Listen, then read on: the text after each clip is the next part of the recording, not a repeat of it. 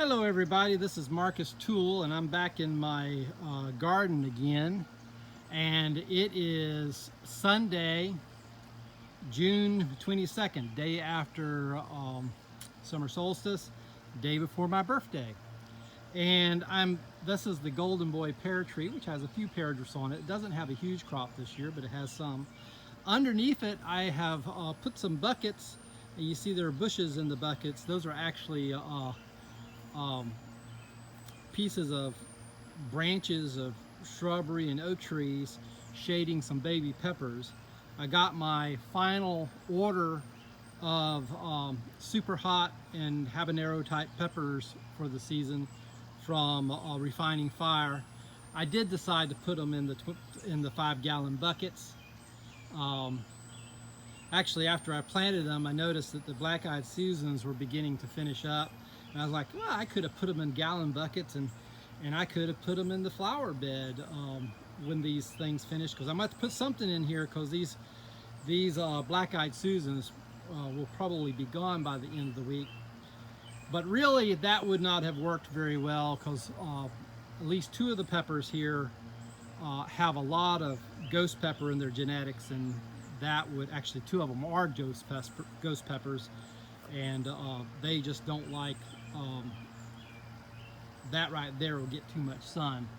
This right here, each one of those pots will probably get about 4 or 5 hours of direct sun a day, and that will be just about right. In the 5-gallon buckets, they should do fine in them. Well, let's take a look at what I got. This one right here is a Bohemian Goat, which is basically an orange Scotch bonnet from the Bahamas. That's what it's closer to. That's what it's closer to. That's probably the best way to describe it than anything else. It's kind of a sweet tasting habanero type pepper.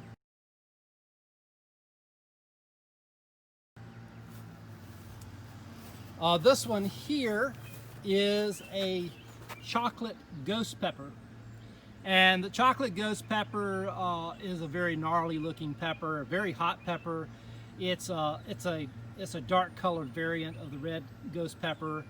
The color of these things is kind of like a medium dark to milk chocolate color. They don't taste like chocolate. And it's almost as hot as the red ones. It's probably about the same heat level. Supposedly more of an earthy, more of a floral flavor. Now, if you want to know what does a floral flavor mean, almost soapy. You know, the super hots were never really meant to be just eaten out of hand. They're really too hot for that. They're used for spices, and hot sauces. And when you put even these floral chocolate varieties, you put them in a hot sauce, that changes the nature of the flavor. And these ghost pepper types and these other super hots, not only do they have a really strong heat level, but they have a lot of really strong flavors that in a hot sauce where you put a little bit on food, it actually does good things for the food. You know, kind of like an herbal effect on the food. This here under the bush is a white ghost pepper. There are 2 strains of white ghost peppers out there. One is the product of a cross with another pepper, and it has smooth skin. And then the other one, which is this one, is called the W strain, and it is a product of just a natural mutation of the original red ghost pepper. So it has kind of the same gnarly look as the red ghost pepper. It's not as hot though. It's a much, when I say it's not as hot a pepper, understand it's still a ghost pepper, and it's ferociously hot. But it's not as hot as the red and the chocolate and some of the other ghost peppers. This little pepper here may be the most interesting one of the bunch.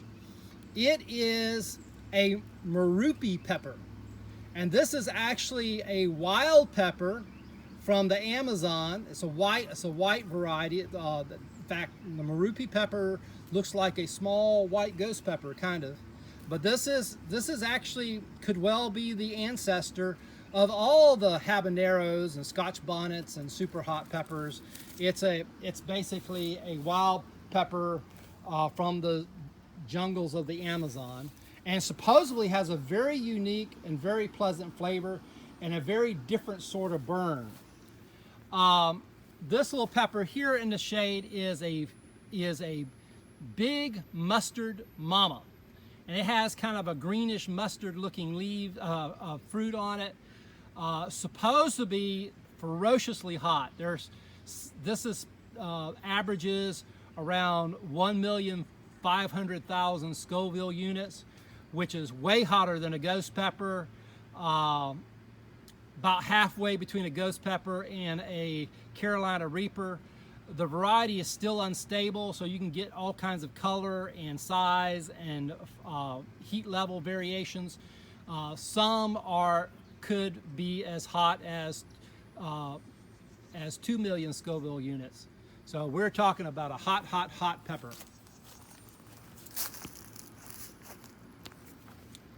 This little pepper here is a Tobago pepper, which is a mild, let me let you actually see the pepper, which is a mild version of a habanero. It's a red habanero, basically, but it has some heat, but not a lot of heat.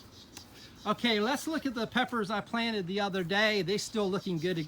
This is the purple scorpion up under that has kind of purpley leaves. It's doing very good. The red ghost pepper that's in the spot that's really too sunny for a ghost pepper is actually looking pretty good. We've had several days of cloud cover, which has helped it. But I don't know how well it's going to thrive in this spot ultimately. We'll see. This is kind of a test to see. The peppers that I planted on Tuesday are doing good.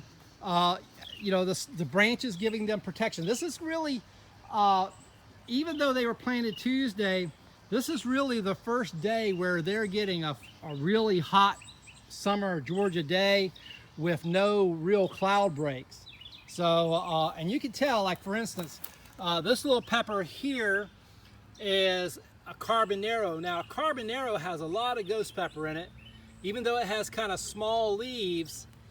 And I thought, well, those leaves, it should be able to take this full sun spot. I may have to put something there to give that, you know, a little bit more permanent protection. This vine here is going to bush up, and it will give it some protection. And I'm really glad I have that vine there, because I don't know, this is a really sunny spot for a pet plant that's got a lot of ghost pepper in it. The other little peppers, they're doing good. They still need this little bit of protection that I'm getting from these little branches I put here. The branches are slowly wilting and declining, as one would expect, and that's really, you know, and that will, so and the whole idea of that is it slowly introduces the peppers to more and more intense sun. You know, this is my dad's technique for hardening little pepper plants and other transplants, and I tell you what, it's a really effective technique. And now the two older red ghost peppers are doing great. They both have bloom buds on them. Both of the Apocalypse scorpions have some bloom buds on them. Snails keep eating them. I don't know why the snails go after them more than the other peppers, but they sure do. They like those Apocalypse scorpion peppers. But they're going after this chocolate habanero as well. There's the other chocolate habanero. And the two habanada peppers, which are looking good and full of bloom buds. The peppers over here, the big pepper plants are just gorgeous. Huge habaneros on my orange habanero plants. I mean, monster habaneros on here. I don't know if you can see that or not. they're getting big enough. I keep waiting for them to turn orange. I've been harvesting some. Now I like a green habanero in cooked food, so I've been harvesting a few and putting them in various things I make. And I don't like green cayennes as much. To me, they're bitter when they're green. So I wait for them to turn red before I start putting them in stuff. The Cubanella peppers are doing great. I tell you what, with the big peppers, I always have trouble with blossom end rot. Yeah, I see a little bit on that pepper. That means I'm going to have to harvest it tonight or I'm going to lose it. That's the problem with these big stuffing peppers. I've done everything I know to do, spraying the leaves with calcium. And I always, no matter what, these stuffing peppers, I get blossom end rot. And I always end up having to harvest them green. That's okay. I mean, I like a green pepper if it's cooked. Not crazy about them raw, but I like them if they're cooked. All right, well, I'm going to let you go. Talk to you later. God bless.